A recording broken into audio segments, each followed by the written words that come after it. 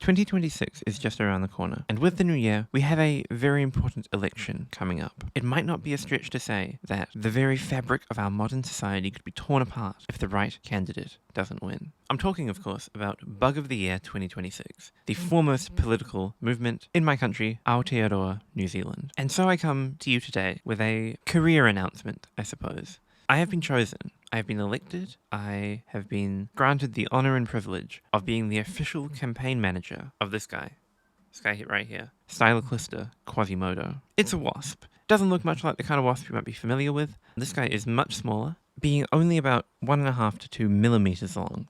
So, tiny little creature. I have a lot of faith in this candidate. I think that Stylaclista deserves to win the Bug of the Year. It is going to face an uphill battle because no one's ever heard of Stylaclista in their life. They're very common in the Southern Hemisphere, but they're so small that most people, even though they will have seen one, would have no idea that it was a Stylaclista. So they don't have the name recognition of some of the more popular candidates. But I believe in Stylaclista's platform. I think they want what's best for the bugs of the country. The question then, of course, is what can Stylaclista do for you, an ordinary citizen? And the answer to that is that Stylaclista is a parasitoid of Nematocerus dipteran larvae, which in normal human language means it attacks baby flies, baby mosquitos and crane flies, and midges. It attacks them when they're in their juvenile form, they're in the process of metamorphosing into an adult. Stylaclista comes along to the pupa and injects baby Stylaclista eggs into the pupa of the fly. The Stylaclista eggs will hatch inside the fly pupa, destroy the fly innards,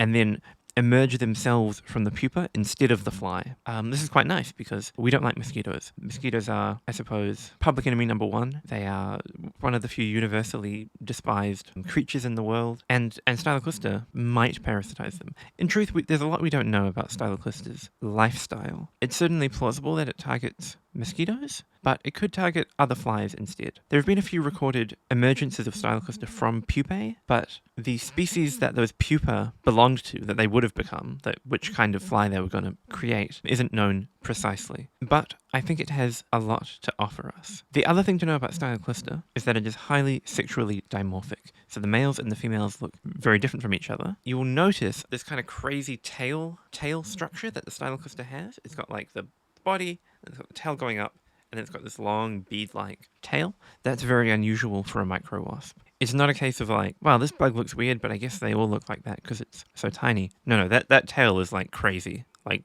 it's not meant to do that. This is a photo that I took myself of a Stylaclista that I caught in a pan trap, and it's a female. And we know it's a female because only the females have the long bead-like tail.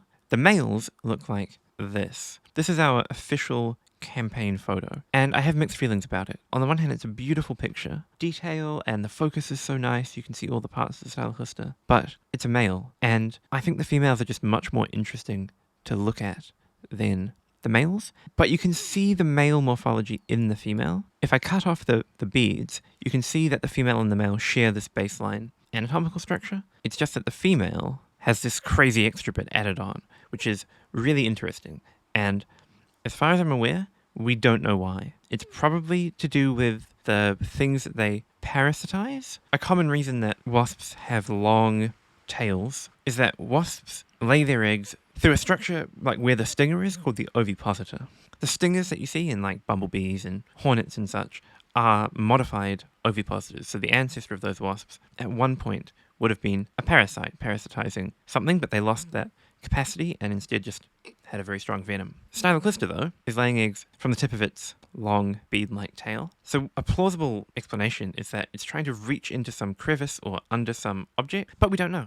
It's one of the lovely things about Stylaclista. It's a little bit mysterious. Now, of course, I have a conflict of interest because I am highly invested in Stylaclista's success, and it will be good for my career if I can get my political candidate over the finish line into power. But I'm not just here for career politics. I'm here because I believe in the platform that Stylaclista offers and the things it can do for the people of not just New Zealand, but the world. Because they're very common, they're all over the country in lots of different habitats. They are up in the warm North Island and all the way down to freezing islands near Antarctica. The fact that they target flies is probably why they're able to be so common. Flies, mosquitoes, midges are resilient things. They'll live anywhere as long as there's blood to suck and such. And Stylaclista, who use them for their own reproduction are able to be everywhere too. If you live in New Zealand, there's probably some in your neighbourhood. If you're lucky, you might find them in your garden. They like to chill on leaves and go about their business, and we respect them a lot. So this is the start of the Stylaclista campaign. I'm going to be running a viral campaign, hopefully. We need to get Stylaclista as many votes as possible. Voting opens on January 1st. So we've got a month. We're going to try to drum up all the press that we can, and then we're going to win that election. Unfortunately, the competition is fierce. There's other bugs on there that are pretty great. I'll probably do a follow-up video going over all the candidates so that you can make an informed decision, although I suggest that you vote for Stylaclista. You get 3 votes, so if there's others you like, you can vote 2 and then just put Stylaclista in as the third one. That sounds great. I'm heavily biased. I'm not impartial. I want everyone to vote Stylaclista because it deserves to win, and it's the best one, even though you've never heard of it before. So thank you all for watching. There'll be a link in the description for Stylaclista's Instagram page that we'll be running. That'll be bespoke Stylaclista related content. We want Stylaclista memes, Stylaclista edits. We're targeting the youth vote, I think, because the youth are maybe not in real elections, but in bug elections, pretty engaged. But if you have any bold election campaign strategies, if you can think of any way to get the boomer vote, the business, the upper middle class vote, that would be good, because I think we're a bit out of our league on those demographics. But I think we can win without those demographics, because the youth are the future, and I think we can speak a more similar language. There's also in the description a link to the website where you can vote, although it's not available yet. There's some other stuff coming up on the website that's quite exciting that I can't talk about. It's under wraps, but there's going to be some more fun Bug of the Year experiences. And there's some merchandise. There's a poster that's come out. They've put the male Stylaclista on it, which I was slightly sad to see because the female just looks so much more interesting. But it's okay. The male is still very cute. I'll be putting out some Stylaclista propaganda pieces. Follow the Instagram if you want only Stylaclista, which you do, of course. And yeah, I'll see you guys in the next one.